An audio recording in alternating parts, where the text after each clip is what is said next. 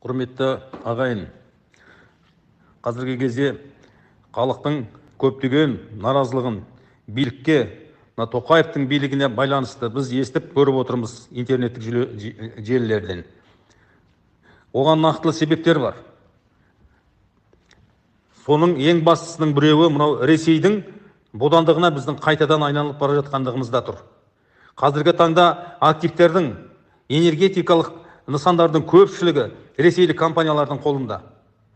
Оның сыртында мына былтыр ғана 23 жылы дүние жүзіндегі ең үлкен уран шығаратын қазба орталығы Қазақстанда ресейлік компанияның атына өтті. Қазіргі таңда мінекей 3 бірдей үлкен тесті әр қайсы 1 миллиард теңгеден тұратын ресейлік компанияның салуына рұқсат берілді. 5 конкурсы, 5 тендері. Ал енді оны көмірмен жанатын қылып, ескі технологиямен орыстар бізге жасап береді. Ал енді қазіргі уақытта мынау әлемдік жылынуға байланысты Дубайда мінекей өткен жылы 150 мемлекет қатысқан үлкен саммит өтті. Сонда мынау жер астынан шығатын энергия көздері, газ, көмір, мұнай пайдалануға келешекте тыйым салынады делінген. Ол барлық мемлекеттердің президенттеріне нұсқау берілген, резолюция шығарылған. Соған қарамастан біз осындай қадамға барып отырмыз. Жақында ғана интернеттік желіде мен оқыдым, мынау Атыраудың, Павлодардың нефтеперерабатывающий заводтары Ресейге өтеді деген хабарламаны. Яғни біз осындай үлкен объектілерді уже келешек Ресейдің қатарынан көретін боламыз. Аэропорттар мына мысалы батыстағы олар да сатуға қазір қойылу үстінде, оған да ресейлік компаниялар көз тігіп отыр. Ал енді бізде қазір мынау атом электр станциясын салу жөнінде де көп темалар қозғалды. Бізді халықты қазір соған салуға бейімдеп, дайындап, пісіріп қойды. Келешекте егер оған шешім қабылдайтын болса, оны міндетті түрде Ресей компаниясы салатын болады. Сонда біз мәңгілік ресейлік биліктің тәуелдігіне өтетін боламыз.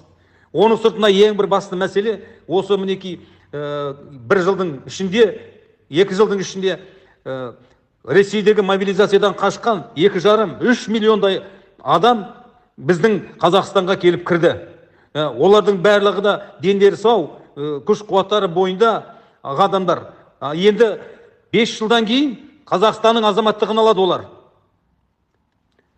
Ал енді келешекте сайлау болатын болса, олар бізге дауысқа қатысып, өзіміздің ішіміздегі бар бұрынғы 30-35% орыстардың ішіне мынау қосылатын болса, 50%-дан артық дауысты автоматически түрде анау Қырымдағы болған жағдай сияқты олар алып береді.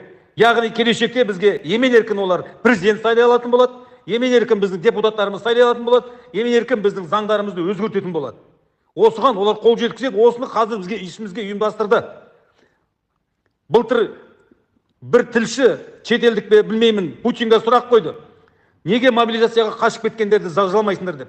Сонда Путин айтады: "А еще надо разобраться, кто из них убегал, а кто по другим целям туда выезжал" деген. Европаның бір үлкен ақпарат орталығы хабарлады өткенде. Ресей мобилизацияны пайдаланып, Европаға көптеген өзінің агенттарын кіргізіп алды деп. Қазіргі таңда қарасақ, мінекей, біздің ішімізде де небір блогерлар шықты, небір орыстың тілшілері шықты, көріпкелері пайда болды қазір.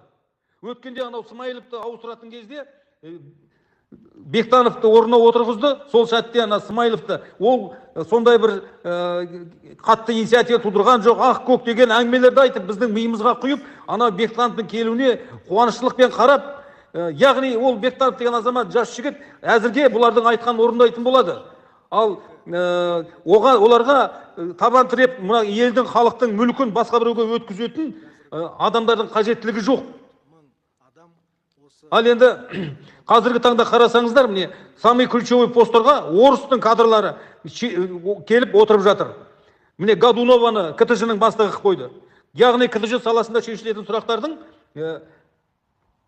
Ресейге қатысты мәселелері болатын болса, ол міндетті түрде соларға бейімделіп, солардың ыңғайына қарай шешілетін болады. Ал осы жақында ғана естідік, мінекей, Қанат Шарлапаев деген азаматты Ресейдің гражданствосындағы азамат, Қазақстанның азаматтығын алған 22 жылы. Соны 23 жылы Қазақстандағы өнеркәсіп және құрылыс министрі сайлаған. тағайындаған. Оның әкесі Госдумада депутат, Единая Россияның мүшесі екен, Путиннің адамы. Енді мынау Скляр дегенде мінекей, біз правительствоны қозғалтып ала алмайды ешкім. Өйткені ол Тоқаевтың контроліндағы адам.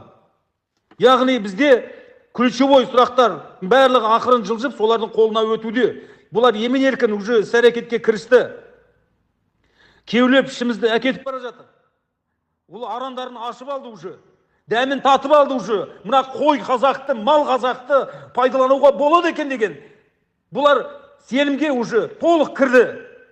Ертең егер бізбен бір жақтай соғыс болатын болса, мына Туран әлемі бізге көмектеспейді. Себебі түркі халқы айтады: ей, қазағың, сен қайда қарадың? Сен соқыр болдың ба? Сен жаттың ғой, бәрін беріп қойып деген айтады ғой. Сонда біз қай бетімізбен олардан көмек сұраймыз?